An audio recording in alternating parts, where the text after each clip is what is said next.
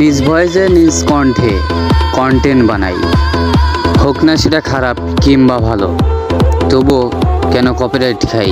কিছু কিছু মামুর বেটারা দাবি করে তাদের কন্টেন্ট নাকি চুরি করে বানায়।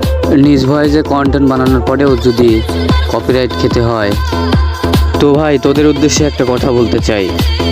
মানলাম তুই বড় সেলিব্রিটি, হয়তো তোর মতন অত বড় সেলিব্রিটি না, তোর ভিউ লাইক বেশি পড়ে, এটাই। এতে তুই নিজেকে বড় অহংকারী মনে করিস না। আজ নয়তো কাল আমারও হবে, তো মানুষ আমারটা দেখে না, তোরটা দেখে, তাতে এটা নিয়ে এত গর্ব করিস না। একদিন আমারটাও দেখবে, লাইক কমেন্ট ভিউ আমারও বাড়বে।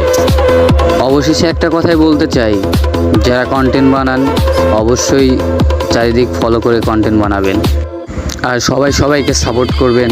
ইনশাল্লাহ আপনারাও এগিয়ে যাবেন, আমাকেও এগিয়ে নিয়ে যাবেন। আমিও সবাইকে সবসময় সাপোর্ট করব।